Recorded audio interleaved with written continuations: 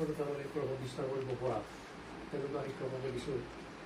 আৰু এই যিটো আমাৰ ধাৰা, যিটো পৰম্পৰা, সেই পৰম্পৰা মানে এটা আগশাৰী দাদাক আমি গণ্য কৰিছোঁ আৰু সেইকাৰণে দাদাৰ ঘৰলৈ আমি আহিছোঁ।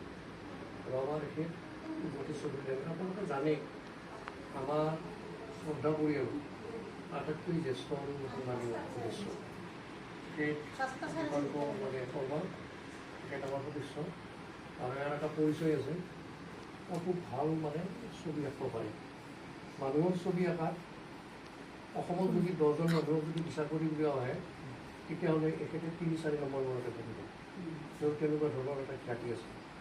বাকী আমাৰ বকুৰ শিক্ষক, মোৰ শিক্ষক বকুল শৰ্মা, আমাৰ সৰোজ তেওঁ শিক্ষক আৰু তেওঁ মানে কি ভাল আবৃত্তি বুলি এটা আপোনাৰ আছে। বাকী অমৰেন্দ্ৰ চৌধুৰী, তেওঁৰো সামাজিক ক্ষেত্ৰত বহুত দিশতে তেওঁৰ অৱদান আছে। এনেকুৱা ধৰণৰ আমাৰ মানুহখিনি আছে। আৰু আপোনালোকে এটা কথা জানি ভাল পাব যে আমাৰ যিখিনি মানুহ আছে, আমাৰ তাত এটা অনুষ্ঠানত অহাৰ পিছত, আমাৰ অনুষ্ঠানটো প্ৰত্যক্ষ কৰাৰ পিছত, অনুষ্ঠানটো সম্পৰ্কত অনুভৱ হোৱাৰ পিছত আমাক বহুতে সদস্য হোৱাৰ কাৰণে ফোন কৰে বা কিবা ডাঙৰ লাগিলে আমাক মানে মই আপোনালোকক যেনেকৈ থাকিম আপোনালোকক এনেকুৱা ধৰণৰ মানে বেটিকেনি অনুষ্ঠান নাই, গতিকে আপোনালোকে আমাক মানে হেৰি কৰিব, সদস্য কৰিব। আমি সদস্য সংখ্যা এতিয়াও বঢ়োৱা নাই। আৰু আপোনালোকে জানি ভাল পাব যে এতিয়ালৈকে আমি যিখিনি কাম কৰিছোঁ, আমি ভালেকেইটা বছৰত যিখিনি কাম কৰিছোঁ, সেইখিনি কাম কৰোঁতে আমি কাৰো পৰাও মানে আমাৰ এই মেম্বাৰখিনিৰ বাহিৰে, সদস্যখিনিৰ বাহিৰে কাৰো পৰাও আমি ফুটা কৰি এটা লৈ পোৱা নাই। আমাৰ না ৰচিদ বহি আছে, না আমাৰ সভাপতি সম্পাদক আছে, আমাৰ কোনো নাই। আমাৰ গোটেই সভাপতি সম্পাদক আৰু আমাৰ প্ৰত্যেকে যায় যেনেকৈ পাৰে, এই 8জন মেম্বাৰৰ ভিতৰত যায় যেনেকৈ পাৰে আমি কণ্ট্ৰিবিউট কৰি অনুষ্ঠানবিলাক আমি কৰি আছোঁ। আমাৰ ৰচিদ বহি কাৰোবাৰ সেই সংস্কৃতিটো আমাৰ নাই, কাৰোবাৰ পৰা পইচা আনা সেই সংস্কৃতিটো আমাৰ নাই।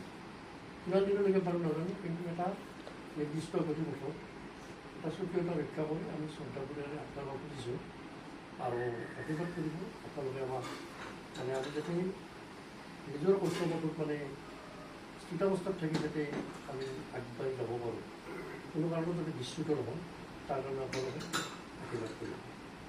এতিয়া আজি আমি দাদাক আমি সম্বৰ্ধনা দিবলৈ আহিছোঁ। এগৰাকী ভাল শিক্ষক, এগৰাকী ভাল খেলুৱৈ, এটা সময়ত তেওঁ অভিনয় কৰিছিল আৰু তেওঁ খেলাৰ ফিল্ডত ৰেফাৰীও কৰিছিল। বহুতটা গুণেৰে সমৃদ্ধ আছিল তেওঁ যেতিয়া শক্তিশালী আছিল।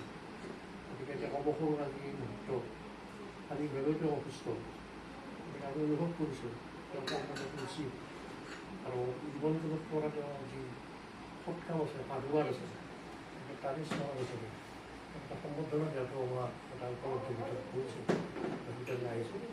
গতিকে মই তেখেতক চেনেলখন পিন্ধাই দিয়াৰ বাবে আমাৰ জ্যেষ্ঠ সদস্য সন্মানীয় ভতিজা